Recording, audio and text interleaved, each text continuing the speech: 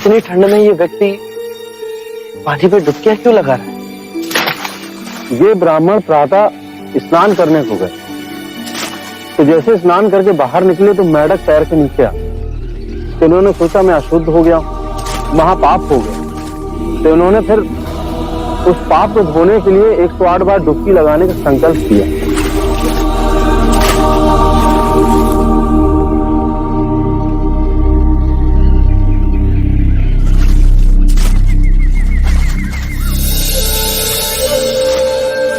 सुनिए, आप ठंड से कांप रहे हैं। यदि ऐसा करेंगे तो बीमार पड़ जाएंगे। महात्मा, अनजाने में मुझसे पाप हो गया। ये नदी गंगा नदी की उपनदी है। इसमें नहाने के बाद मेरे पाप धुल जाएंगे।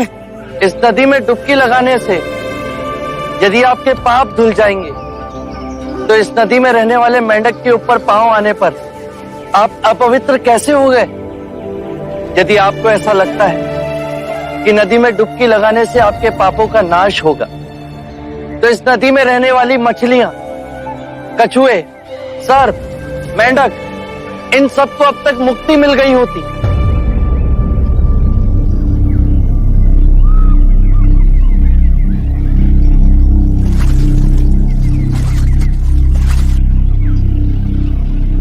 बात तो सत्य कह रहे हैं महानुभाव। नदी में डुबकी लगाने से पापों का नाश नहीं होता। अपने पापों का नाश करने के लिए विवेक जगाना आवश्यक है। इतनी साधारण बात को समझाने वाला कोई असाधारण ही हो सकता है। महात्मन, कब से बनाए हुए रास्ते पर अंधे पशु की तरह चल रहे थे। आपने हमारी आंखें खोल दी। हर वो बात जो लिखी गई, जो हमें सिखाई जाती है, जो असंख्य वर्षों से दोहराई जा रही है, उसमें संदेह करना। अपो दीपो भवे, अपना दीपक स्वयं बनो।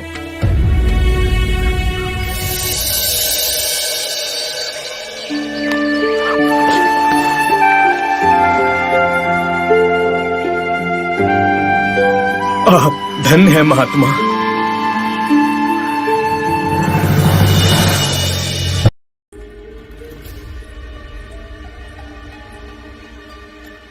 आप लोग भोले लोग हो, आप लोगों को ठगा जा रहा है। कौन ठग रहा है हमें? वही बुद्ध और उसके भिक्षुक। हमने सोचा क्यों ना आज उनकी परीक्षा ली जाए। प्रतिदिन निःशुल्क ही भिक्षा ले जाते हैं। पर वो तो महात्मा लोग हैं। काहे का महात्मा? आज देखते हैं उनमें आध्यात्मिक शक्ति है या नहीं। यदि नहीं तो उन्हें धक्के मारकर राजगीर से बाहर निकाल देंगे। अवश्य। भाइयों सावधान, 2 भिक्षुक इधर ही आ रहे हैं। आइए भिक्षुकगण, आइए। आप ही की प्रतीक्षा हो रही थी, पधारिए। देखिए, यह चंदन का भिक्षा पात्र बांस पर रखा हुआ है। यदि आप बांस को बिना छुए चंदन का भिक्षा पात्र निकाल दें तो आपको भिक्षा मिलेंगी, अन्यथा नहीं। हमें क्षमा कीजिए।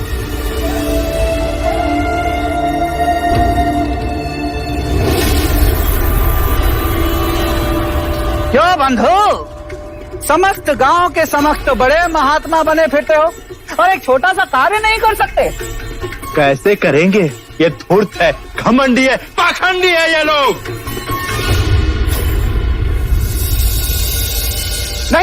नहीं, ये पाखंडी नहीं, अपितु नपुंसक है, नपुंसक। तभी तो भिक्षुक बने फिर रहे हैं।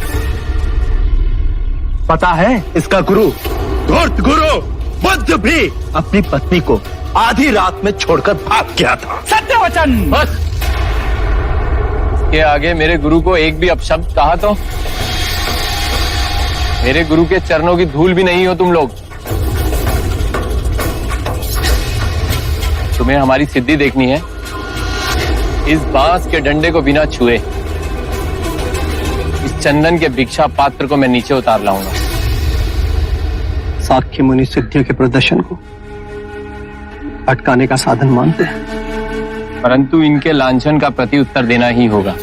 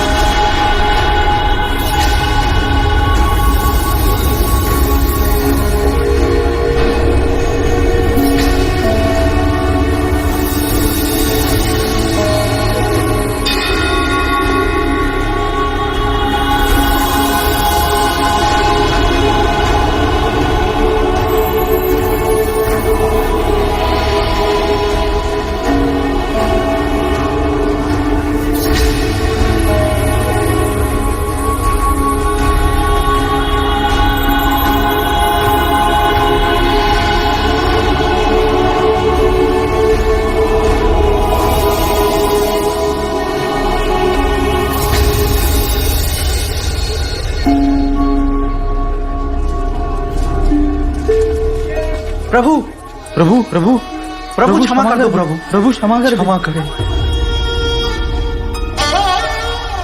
क्षमा किया। महात्मा, अपना नाम तो बता दीजिए। त्रैत्या पुत्या। महात्मा महात्मा, जब तक आप हमारे हाथों ये पात्र ग्रहण नहीं करेंगे तब तक हम ये नहीं समझेंगे कि आपने हमें क्षमा किया। कृपया इसे ग्रहण करें। त्रैत्या पुत्ता के, त्रैत्या पुत्ता के, त्रैत्या पुत्ता के, त्रैत्या पुत्ता के, त्रैत्या पुत्ता के, त्रैता पुत्ता के, त्रैता पुत्ता के, त्रैता पुत्ता के, त्रैता पुत्ता के, त्रैता पुत्ता के, त्रैता पुत्ता के, त्रैता पुत्ता के, त्रैता पुत्ता के, त्रैता पुत्ता के, त्रैता पुत्ता के, त्रैता पुत्ता के, त्रैता पुत्ता के, त्रैता पुत्ता के, त्रैता पुत्ता के, त्रैता पुत्ता के, त्रैता पुत्ता के।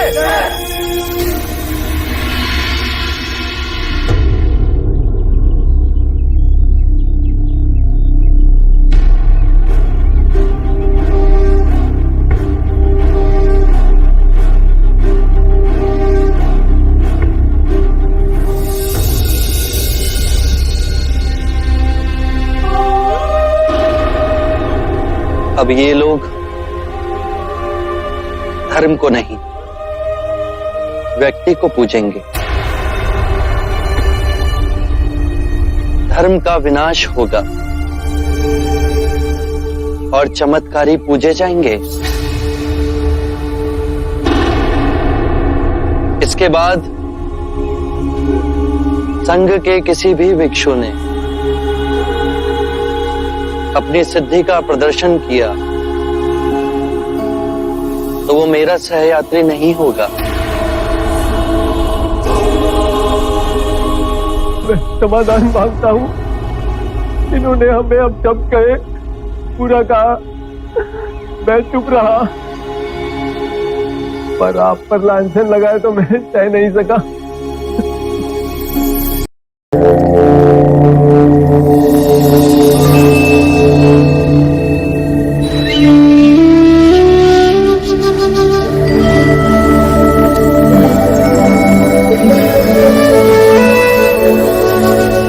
जितनी सुंदर आपकी आभा है, नाम भी उतना ही सुंदर होगा। मेरा नाम सिद्धार्थ गौतम है। ओह, वही जो कहते हैं कि ईश्वर नहीं है। मैं ये नहीं कहता कि ईश्वर नहीं, ये भी नहीं कहता कि ईश्वर है। इस विषय पर कल प्रातः बात करेंगे। अभी रात्रि हो गई है, आज आप हमारे आश्रम में ही विश्राम करें। आइए। यह आश्रम मेरा और मेरे शिष्यों का है। मैं उरुवेला कश्यप हूं। मैंने आपके बारे में सुना है। आप वही उरुवेला कश्यप हैं जो वर्षा ऋतु में मुनियों को छत्र छाया देते हैं। आज रात्रि आप मेरी कुटिया में ही विश्राम कीजिए। अरे, आप यहां हैं? आज जब हम अपने शिष्यों से वार्ता कर रहे थे तो आपको वहां नहीं पाया। मैं वहां उपस्थित नहीं रहना चाहता था। क्यों?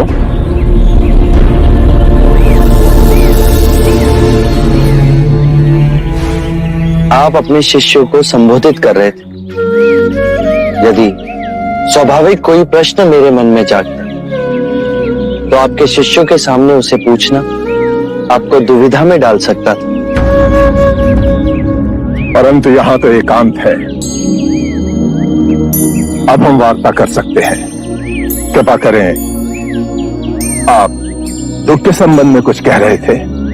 क्या आप ये मानते हैं कि दुख सत्य है?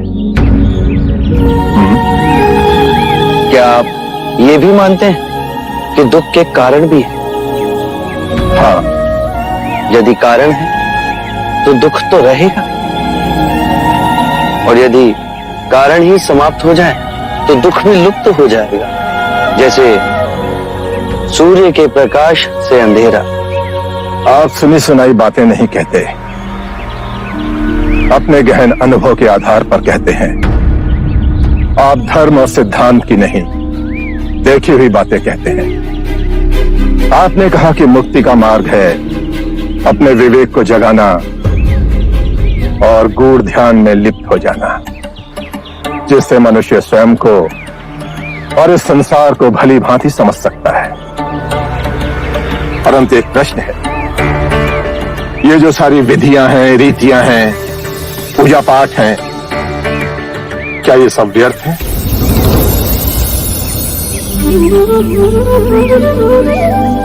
यदि कोई व्यक्ति इस नदी के दूसरे किनारे पर जाना चाहे तो वो क्या करे?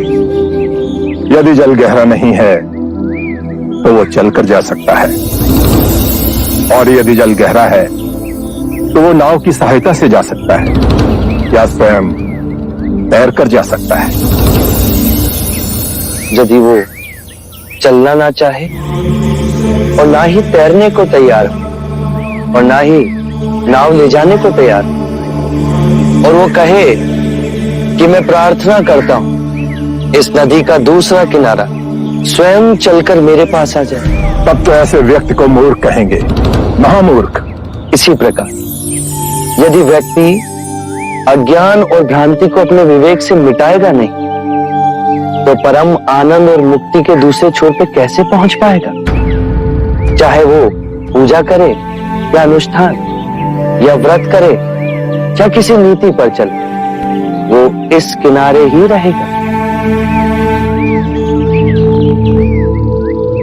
हमने सारे शास्त्रों को पढ़ा, उन पर व्याख्या की, परंतु जीवन के इतने जटिल सत्य को इतनी सरलता से किसी ने नहीं समझाया, किसी ने नहीं समझाया।